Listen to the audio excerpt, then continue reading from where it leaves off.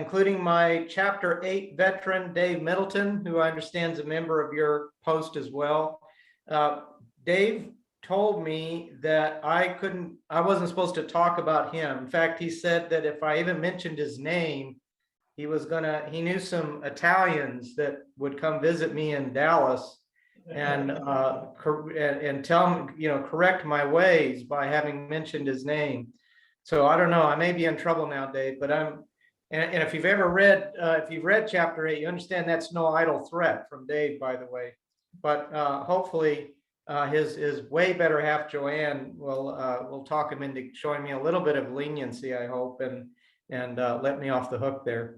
What I'm going to talk to you about is, obviously about the book, and in the 25, 30 minutes or so, I'm going to tell you a little bit about the book, the overall book. Then I want to tell you a little bit about two of the veterans in there. Like I said, Dave made me promise he wouldn't be one of the two that I mentioned, so I had to completely change my presentation and take him out of there. I had to find two other guys that aren't quite as interesting as Dave, but I think you'll still like it. And then after I do that, I think we've got some time for questions. I'd love to answer any questions that you have, or if there's things that you want to chat about, I'd love to do that. I'd love to hear from you. So first of all, Mended Wings, a story about a generation of young men and how the war changed them. To be in Mended Wings, when I first started this project, the qualification was that you had to have been a helicopter pilot who flew in combat in Vietnam and received a Purple Heart while flying in combat in Vietnam. That was the qualification. And so if we could go to the next slide, please. I don't have control of this slide, so I have to trust somebody there. There we go. So a new generation of heroes. These are pictures of some of the guys in the book. There are 10 of them in the book. So I have 10 chapters, and I dedicate a chapter to each guy. Now, these guys are, to me, they're heroes. But I think that every one of them will tell you, and Dave is no exception in this regard, that they don't consider themselves heroes. And I understand that perspective. There were 40,000 helicopter pilots in Vietnam, and a lot of them got Purple Hearts. I think most of them got Purple Hearts, quite frankly. And I find it a rare Vietnam helicopter pilot who flew in combat who hasn't been shot down at least once, and most of them multiple times. And so to them, they're just, look, I'm not a hero. I'm just one of 30,000 guys that flew in Vietnam. And I get that perspective. But to me, they were heroes. When I went to flight school at Mother Rucker in 1984, all of my instructor pilots were Vietnam vets. When I got to my first unit with the 7th Infantry Division, the senior warrants and the field grade officers were all Vietnam vets. These guys were the guys I looked up to. They taught me how to be the best Army aviator I could be. And I always thought somebody needed to write a book about these guys. And I finally got off my duff. And after I'd written 2 other books, I finally said, okay, well, dummy, you're the guy that needs to do it. So I ended up writing the book. And as I mentioned, it's a story about a generation. It's not a story about specific incidents or even necessarily about a specific guy. These are 10 representatives of that generation of helicopter pilots. And that's what Mended Wings is all about, is to tell the story of this generation of helicopter pilots. So if we could go to the next slide. So the book itself, the way the book is arranged is, like I said, I've got 10 guys. I've got a chapter dedicated to every single guy. And the way the overall book is structured is I have put them in chronological order by the date that they were injured. So the first guy in the book was injured in 1966. So when the war is just really ramping up, we're just starting to send entire divisions over there. And then the last guy was injured into November of 1972. And by that time, of course, there weren't many American ground forces left at all. About the only Americans left were aircrew members that were over there at that time. And so you get the whole arc of the war from 66 to the end of 72, and you get to see it through the eyes of these guys. and see how the war changes as they're experiencing it. Between each chapter, I put a little historical bridge so that the reader can get a better sense of what's going on in Vietnam, what's going on back home, and it kind of places how each chapter happens. Now that's sort of how the overall book is written. Each chapter has a very distinct structure to it. So I start you off, you're reading about, you know that the guy, in order to be in the book, you have to have been injured in combat. So you know this guy's going to get hurt, right? And so I start you off with them flying towards this injury into the valley of the shadow of death. I take you all the way up to the point where the bullets are flying through the cockpit, the smoke is coming into the cockpit, and so forth. And then I stop. And if I could take the next slide. And then we go back. We go back and we learn more about this veteran, where they came from, where they grew up, where the veteran went to high school, their experiences growing up, what in the world possessed them to go into the Army. Now, all of these guys in here, you know, as with all 40,000 Army helicopter pilots, they were all volunteers, by the way. Some did it out of dedication to duty, no doubt, but the vast majority of them did it just because they wanted to fly, to be quite honest. They wanted to be helicopter pilots, and so that's why they volunteered. So I tell you about high school, joining the Army, flight school, and then eventually, of course, we get to Vietnam. The next slide, please. And then I tell you about their stories in Vietnam. Some of these guys were injured very early in a first tour, may have been injured in a second tour at the very end of a first tour. But I tell you what happens to them when they're in Vietnam. And then I take you all the way back up to where I left you off, where the bullets are flying and they're about to get hurt. And we find out what happens in this particular incident. But we don't stop there, okay? Next slide, please. Because I take you forward from there. It may be medevac to Saigon, and then recuperating in Japan, and rehabbing back in the United States.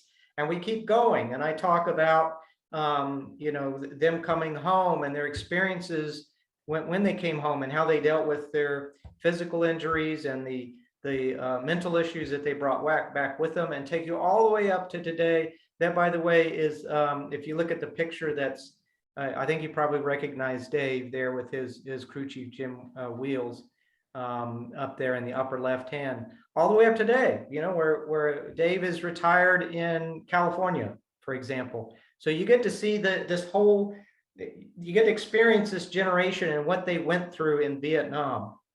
So that's like the overall structure of the book. I want to talk to you briefly about two of the guys in here, just to give you a little flavor for how these chapters work. So if we go to the next slide. And again, Dave, I promise I'm not talking about you, okay? This is not Dave Middleton here. This is Pruitt Helm. Pruitt is my chapter 1 vet. Pruitt grew up in Aurora, Colorado. He loved to fish and camp with his dad. There's a picture of him there with a bunch of trout that he's caught. He lived near the Stapleton Airport, liked to watch the Connies and so forth take off from Stapleton. He always wanted to be a pilot. His whole life, that's all I ever thought about, is being a pilot. Now, unfortunately, as it happens with all young men, I don't think this is unique to this generation.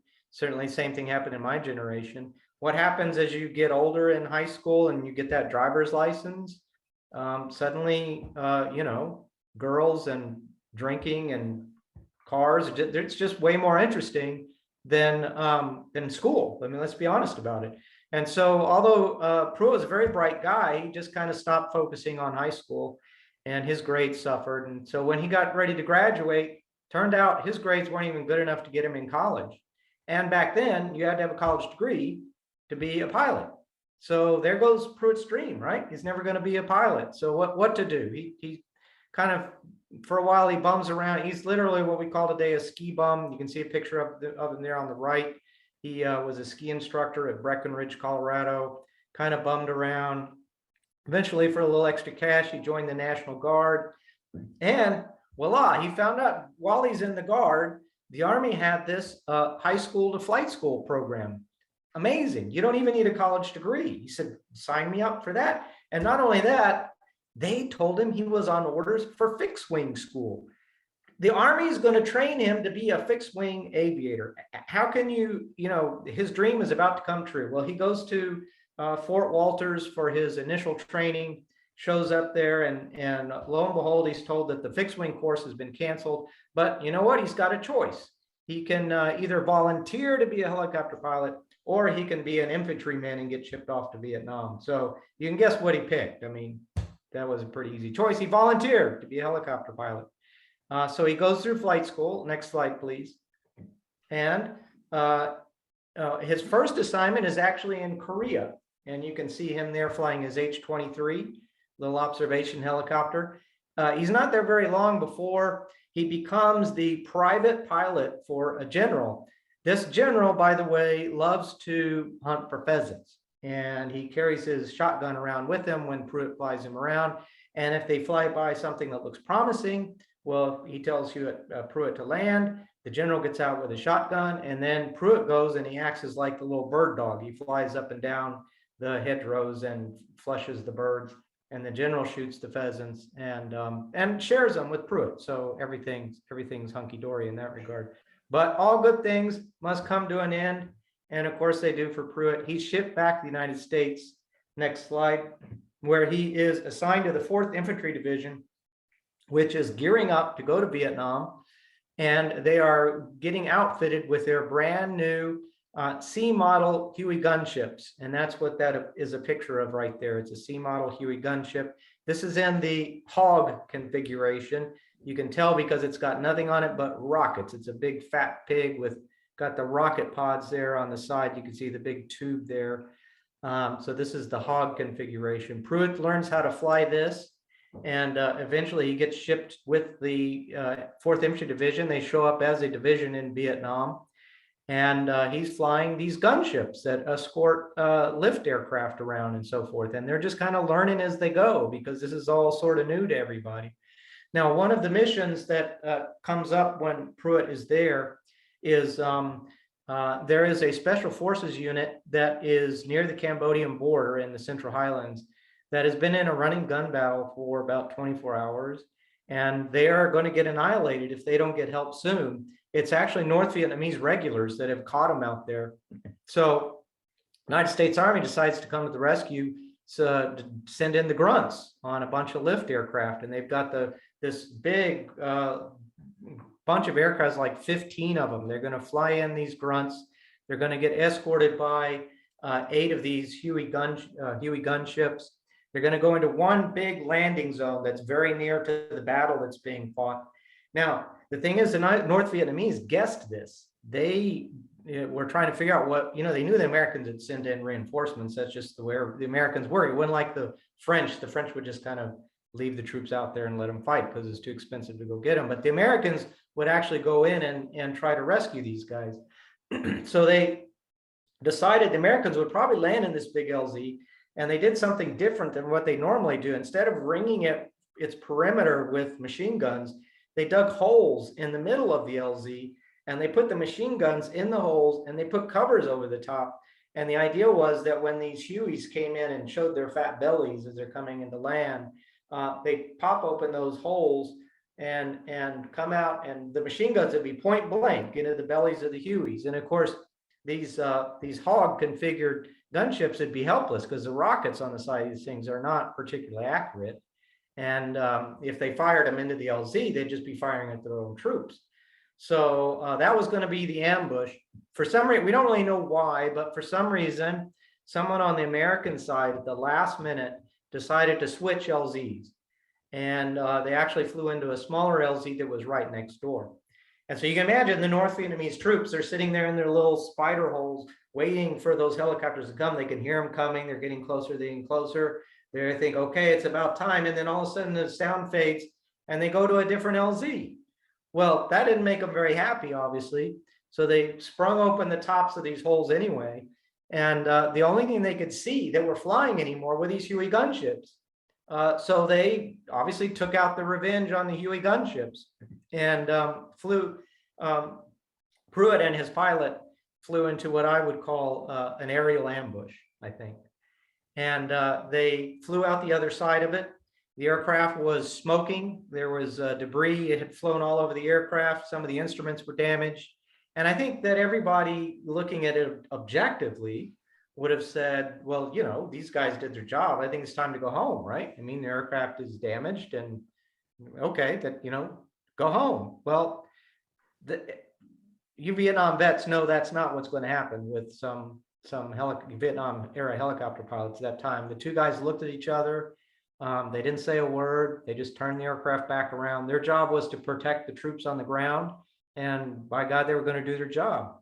So they turned around and went back towards the area they had come. As they were flying back in that direction, the gunship in front of them blew up in a ball of flames midair, but they kept flying. They fly back through that aerial ambush. The aircraft is damaged again, and in fact, it's shot down. They crash into the jungle. There's almost immediately a post-crash fire, and Pruitt can't get out of his seat, but the crew chief in the back comes around and he yanks him out of the seat, pulls him away, and it's one of those you see in the movies where he's literally dragging him from the aircraft when the aircraft explodes in flames. So now we've got two pilots, two crew chiefs in the jungle. Both pilots have broken backs. The two crew chiefs are badly burned. And to make matters worse, where they have crashed is in no man's land between the two fighting sides, between the North Vietnamese regulars and the United States infantry. Not only are they in bad shape, but they've got no water because the only liquid they brought with them was the beer that they had on their aircraft. And of course, the aircraft now has exploded and burned.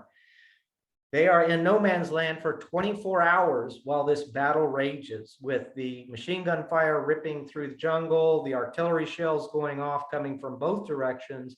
That night, as the night falls, Puff the Magic Dragon shows up and starts ripping through the jungle, is right over the top of them, and the hot shell casings are falling down and landing on these guys as they're trying to just hug the ground and stay as low as they can. Eventually, there's a very surreal rescue. I don't have time to go into all the details of this chapter, but it's kind of a surreal rescue. They pull they get all these guys out of there, and they rush Pruitt to a hospital in Saigon. That's a brand new hospital. It's just coming online. And when Pruitt gets there, there's a priest who's trying to give him last rites, which Pruitt doesn't really understand. And of course, he's not going to accept because he's not ready to die. And the doctor comes over and explains what's going on. He says, Pruitt or Mr. Helms, you understand that your back is broken, but there's a bigger and more immediate issue because of the lack of water that you had while you were out there and you got really dehydrated. Your kidneys have shut down. And if we don't do something about that, if we don't get you on a dialysis machine ASAP, you're going to die right here. And here's the problem, Mr. Helms. There are no dialysis machines that are working in Vietnam right now. This is a brand new hospital. The only machine in country at all is on a ship in the harbor in Saigon because we loaded it on the ship when we left from Japan. Now, here's the problem, compounds the problem. I don't know where that thing is on the ship, but if we don't get it off the ship very, very quickly, you're not going to make it. So Pruitt passes out, everything goes dark, him thinking that he probably will never wake up again. And then Pruitt does wake up. And when he does, he looks and there's a dialysis machine just humming away. And it's the same doctor. And the doctor says, you're not going to believe this, but that dialysis machine was on the very last Connex that was put on that ship before it left Japan. And it was therefore the very first Connex that came off the ship in Japan. So, and that's why he gets this title of his chapters, The Luckiest Damn Soldiers, because the doctor says, you know what, Pruitt, you are the luckiest damn soldier in Vietnam. That's all I can tell you. You're still alive. Now, Pruitt, on two more occasions, so he almost dies 3 times, 2 more occasions while he's struggling to get his kidneys to function again because he'll die if they don't come online eventually. But he almost dies 2 more times. That's detailed in his chapter. And every time he blanks out thinking he's not going to wake up again. And every time he wakes up, there's a doctor standing there who says, Pruitt, you're the luckiest damn soldier in this hospital or whatever, because some miracle has kept him alive. And eventually his kidneys do come back, but Pruitt is now a paraplegic. And so next slide, please. So Pruitt is eventually gets back to Colorado. He's discharged from the Army and he's got to face life as a paraplegic. Now, Pruitt had a dad who refused to let Pruitt wallow in any of this. He wanted him to literally get back on that horse, took him to the gym, started working him out.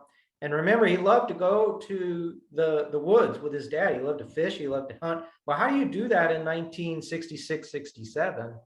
They didn't have ATVs back then.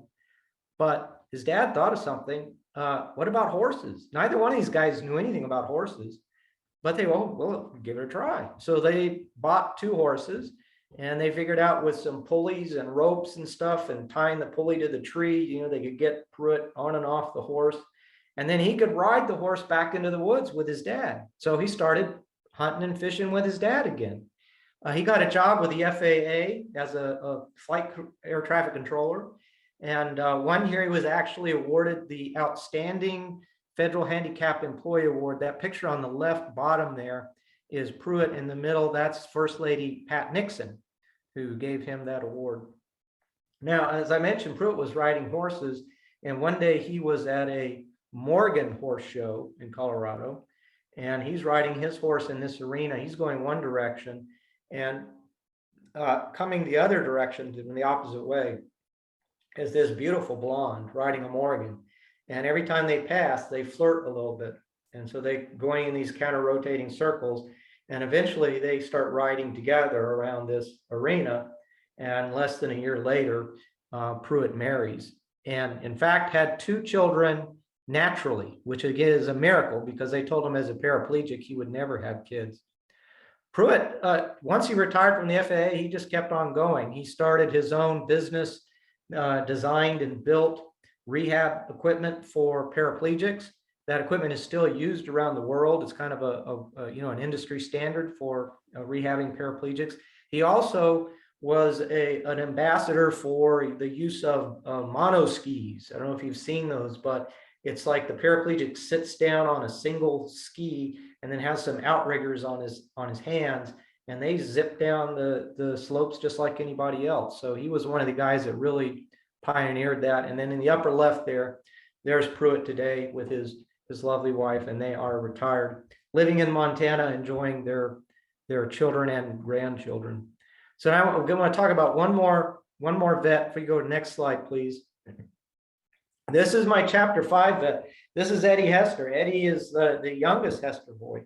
And the reason his chapter is called the youngest Hester boy is because he's the younger of 7 very rough and ready young men who grew up in Irvine, California. His dad was sort of blue collar, machinist kind of guy. And all the brothers had a reputation for being a little rough around the edges. And just as an example of this, the brother that was 2 brothers older than Eddie gets called into the principal's office his senior year of high school. And the principal tells him to take a seat. And the issue is that Eddie's older brother had refused to take a swat from the football coach. And so the principal was explaining to him why he was going to get the swat from the principal instead. So he's going to get that swat one way or the other. Eddie's brother didn't appreciate that very much. He picked up the chair he was sitting on, he stood up and he threw it at the principal. Principal ducked and the chair went out an open window behind the principal, went down. It was on the 2nd floor, went down below and crashed on the sidewalk. Fortunately, didn't hit anybody. So now let's get in the second example.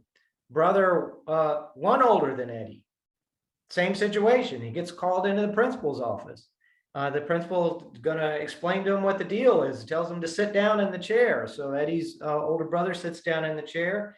And when the principal explains what's going to happen, Eddie's brother didn't like it very much. So he went down and reached, he grabbed the chair and he yanked on it. And the chair was bolted to the floor. So now let's fast forward to Eddie. Eddie was a little bit better student than his brothers and was a little bit better behaved. I guess by the time you watched 6 brothers ahead of you, get disciplined and mess up all the time, maybe you start to figure it out.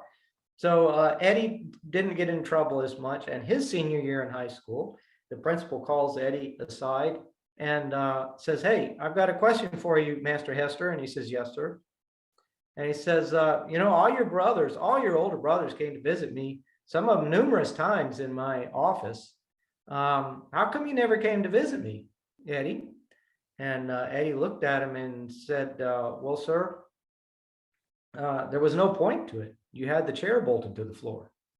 So that just gives you an example of Eddie's sense of humor, and his mouth will at times get him in trouble. There's a very funny story about a candidate frog and when he goes through warrant officer candidate school, that the vicious TAC officers there decided that a frog needed to be a part of their unit, and I commend that story to you in his chapter. It takes a little while to set it up, but so anyway, so Eddie goes through flight school, and now eventually he gets to Vietnam. Next slide, please.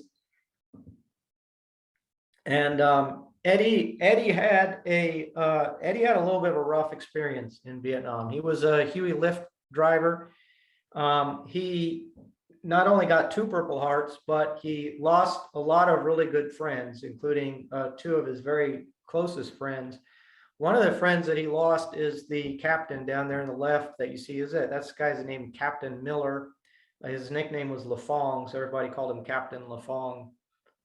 Eddie had to, in fact, not only lose friends, but he was tasked with going to graves registration to identify their bodies. And Captain Lafong was one of those that he had to go to graves registration and identify.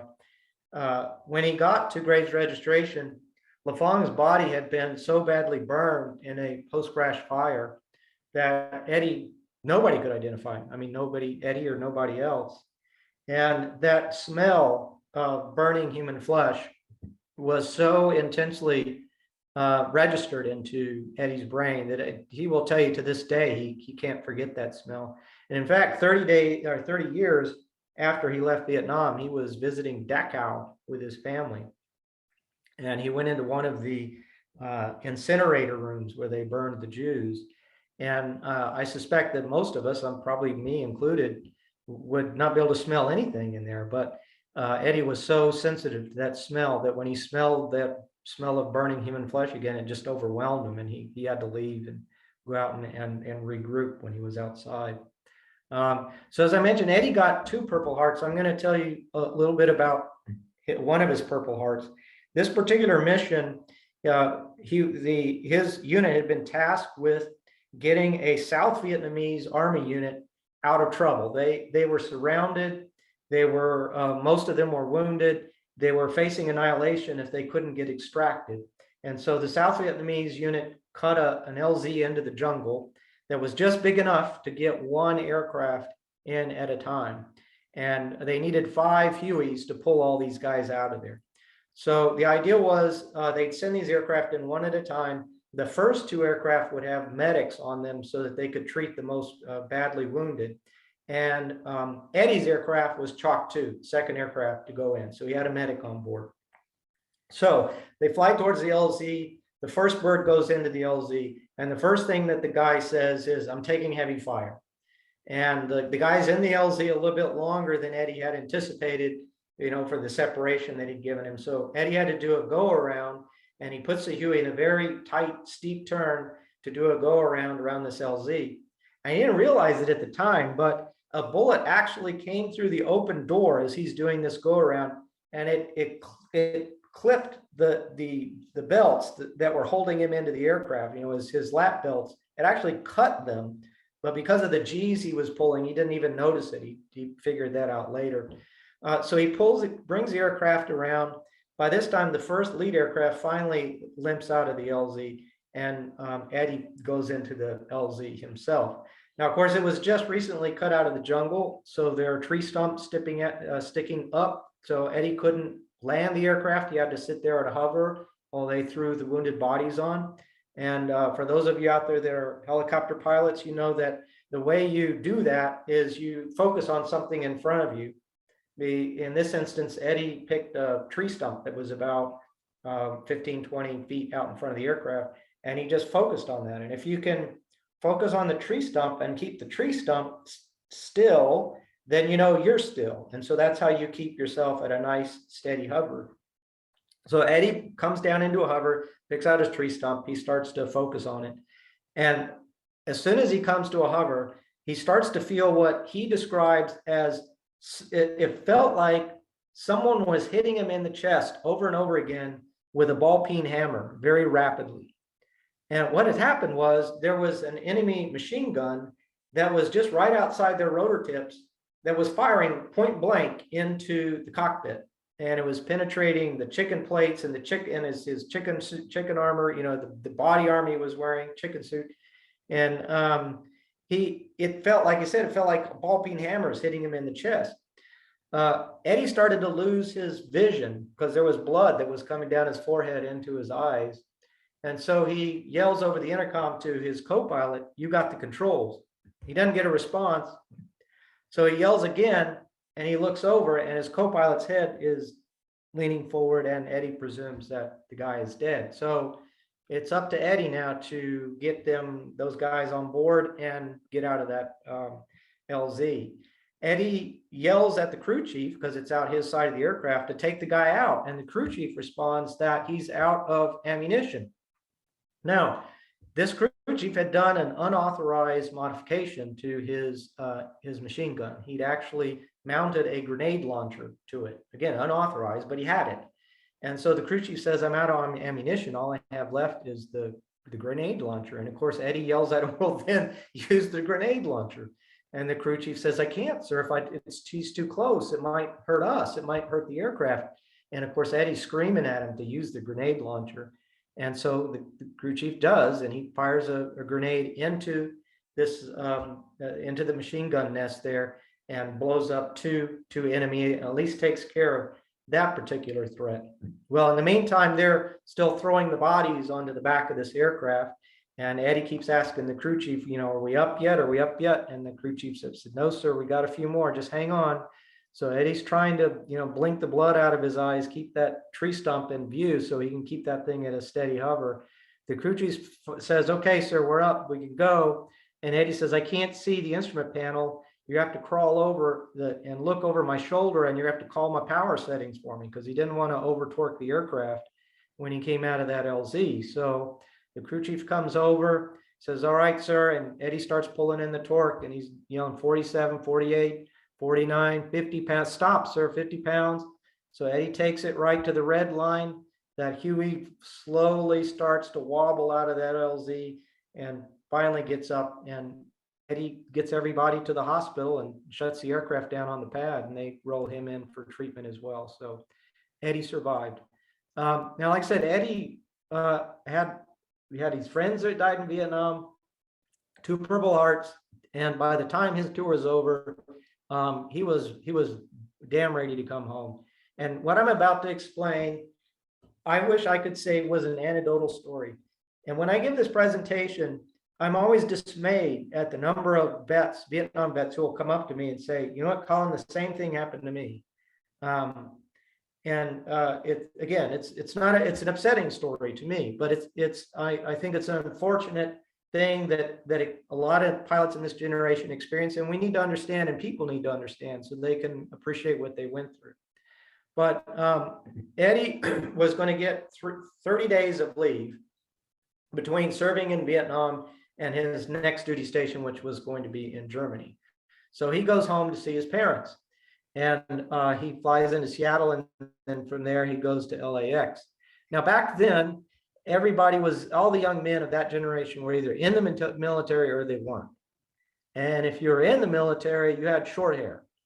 And if you weren't in the military, you didn't have short hair. And so it was very easy to tell who was in the military and who wasn't, even if you weren't wearing your uniform, because they told Eddie not to wear his uniform when he flew to California.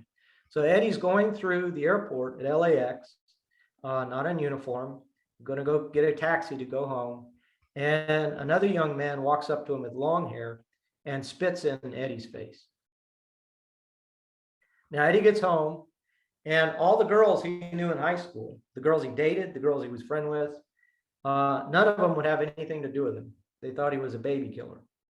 None of the friends that he went to high school with, his drinking buddies, would have anything to do with him because he had served in Vietnam. and they were all, of course, very much against the war in Vietnam. And Eddie was home for about 2 weeks when he went to his parents and he said, you know, Mom and Dad, I really love you. I love coming to see you, but I just can't take this anymore. I just can't take it. So I'm going to cut my leave short. I'm going to go do my last 2 weeks of leave in Germany. And he left. And so Eddie was ready to come home to America, but America was not ready for Eddie to come home. And as I said, this is unfortunately not an anecdotal story, but it's part of the story of this generation. It's why I make a point when I say to all of you Vietnam vets out in the audience, I sincerely thank you for your service. I thank all veterans for their service. But I usually, when I meet a Vietnam vet for the first time, I usually throw out one extra thing, and that is I say, welcome home. And so I say, welcome home to you Vietnam vets in the audience, because you didn't get welcomed home when you first came home. And it's only now recently that we've started to recognize you for the heroes that you really are. So next slide, please. Eddie eventually got out of the regular Army. He did continue to fly in the California National Guard, and he went back to school, graduated from Long Beach State in California, and then he actually eventually went to law school and became a lawyer. And Eddie is still, to this day, although he keeps telling me that he's slowing down, he is still a practicing lawyer. And actually, he lives very near you guys in California, but my understanding is that he's in the process of moving somewhere a little further up north. So that's Eddie Hester. So if we could go to the last slide. And by the way, he got married, children, and living happily now. So that's just that's a little bit about Mended Wings. I really appreciate the opportunity to tell you guys about the book, and I'm more than delighted to open it up for questions or thoughts or discussion.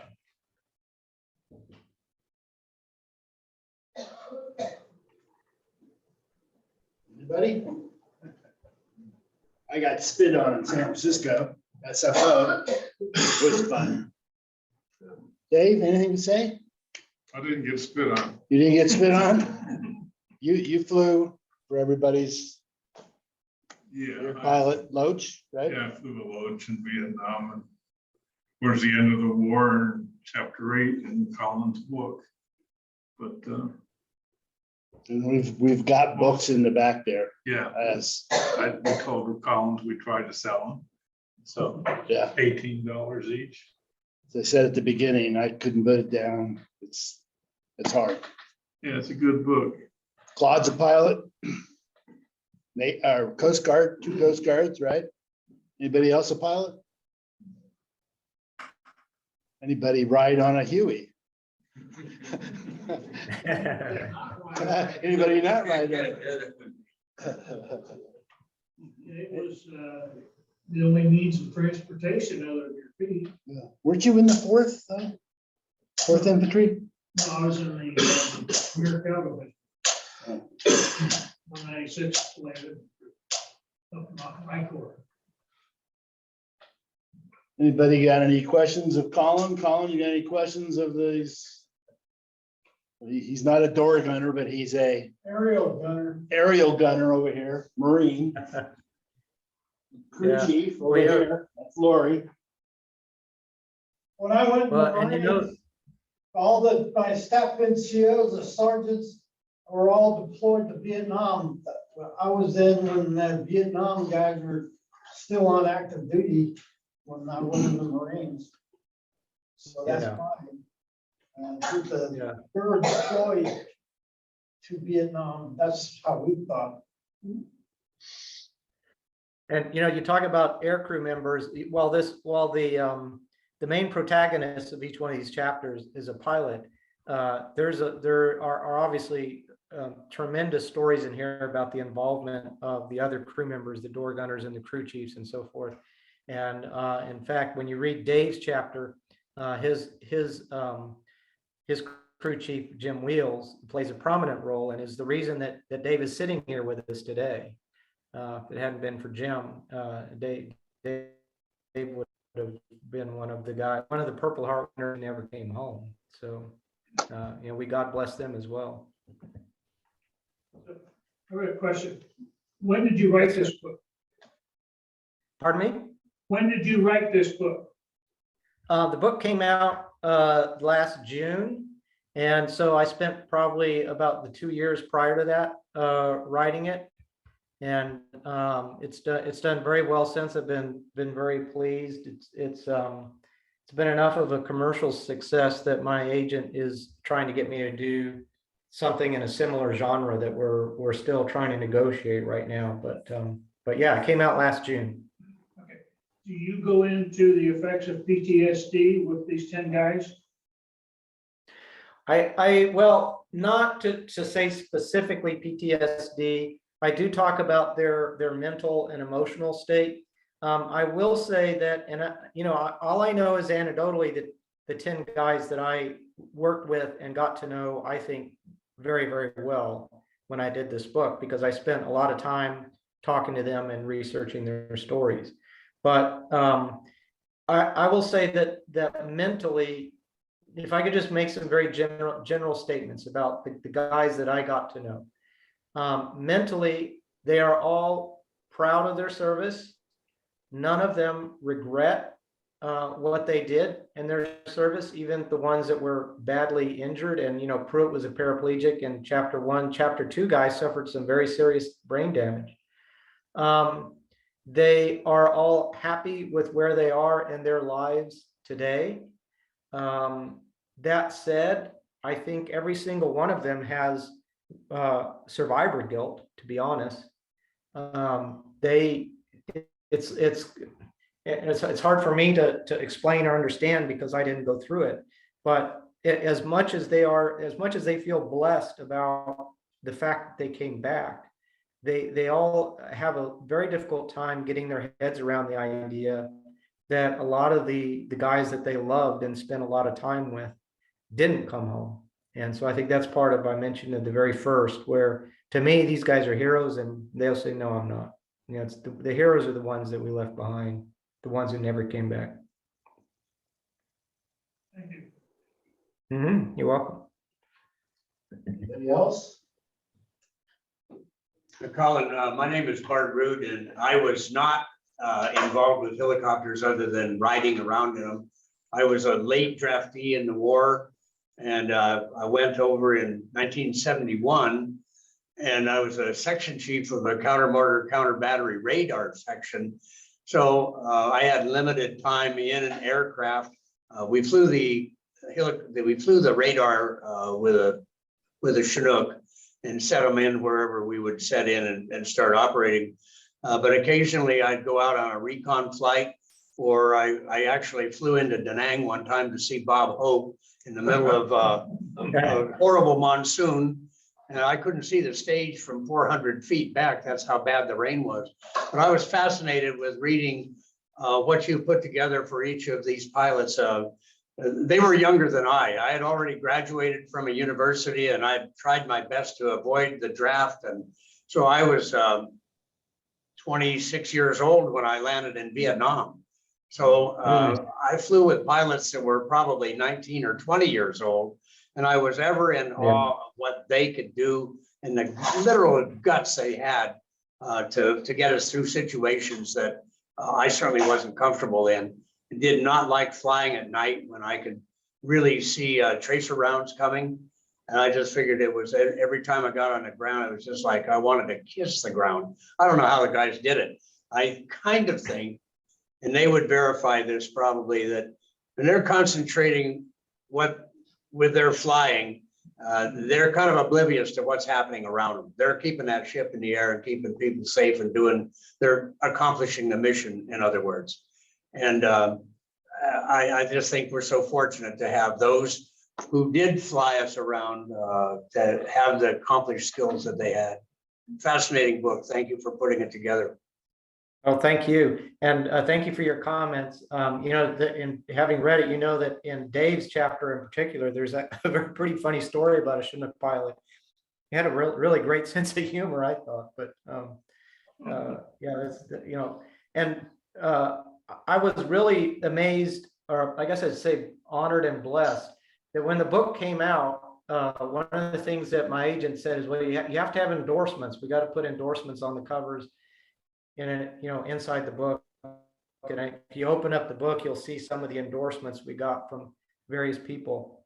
And I was always very, I don't know what the right word is, but it was interesting to me that a lot of the non-pilots were so quick to say, this is about helicopter pilots. I'd be delighted to review it and endorse it, because they felt such a bond of, of trust and such a bond to the things that these helicopter pilots had done for them when they were in Vietnam, that they said, yeah, this is about their generation. Absolutely. Sounds like a great idea. I'd be happy to read it. And if I like it, I'll say some good words about it. So.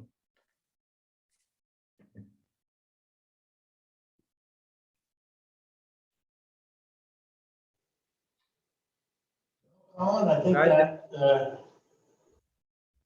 about wrap wraps us it up? up, I think. Okay, well, that's good. Well, Dave, I hope I didn't say too much about you. If you could please not call Guido. Appreciate it. And They want to know more, they gotta buy the book. So Colin, Claude is sitting in the back there. He's the commander of the post. Claude, do you have anything to say to the troops or? Thank you for doing this. I was an Army pilot from 70 to 77, but I was Medical Service Corps commissioned. So scaling down, I got out of flight school in 71, Army Flight School. And as a Medical Service Corps officer, medical units were scaling down. So I got signed to Fort Sam Houston. I flew medevac for the burn ward, Brook Arm Medical Center, part of the hospital basically. Every bit I flew with had 2 tours in Vietnam. One guy, Hank Jewell, was the second most highly decorated Medical Service Corps pilot from Vietnam. Pretty impressive guys. Colonel calls me up 6 months later and says, I got a job for you in Vietnam, Hessel, as a lieutenant. I said, oh shit. Exactly what I said. So it sounds like you don't want to go to Vietnam. I said, you're right, Colonel. Do I look stupid on the phone? And I said, you give me orders, I'll go, but I'm not going to volunteer. I talked to a guy that came back, was 2 weeks on leave, who had to, his operations officer in the aviation medical unit had refused to fly because every time they flew, they either got shot down or shot up. And he refused to fly, and he had to do a field flight evaluation board, take his wings and send them home. And he says, you don't want to come over here, you won't get any flight time. So this colonel says, you don't want combat flight time? I said, no. He says, I don't need it. And he says, well, I got guys that want to go. I said, well, send one of those dumb assholes. I don't know if I said exactly like that because you're a lieutenant. He put sir in there somewhere. That's my story. Then I got out of the Coast Guard, took a direct commission, and got out of the Army and took a direct commission in the Coast Guard. Spent 21 years in the Coast Guard. Did a few rescues. This guy here is also a retired Coast Guard commander, helicopter pilot with almost 10,000 hours. Okay, right here, Jim Manning. That's fabulous. Yeah, thank you both for your service. My chapter 3 vet, by the way, did. All I did in Coast Guard was Perfect Storm. I did rescue this in the book and movie. Actually, they gave them, in the movie, they gave my rescue to the Air Force. I couldn't watch it. Anyway, thanks for coming out and doing this, buddy. Appreciate it. Oh, you're quite welcome. You know, my chapter 3 vet, oh, thank you. Yeah. Yeah, my chapter 3 vet guy's a Coast Guard. You need to look up his story in there. Thank you, guys. It was a pleasure. I've thoroughly enjoyed it. And again, thank you for your service. And Dave, good to see you, buddy. See you. And you all take care. All right. Thank you, man. Thank you. Thank you. Bye.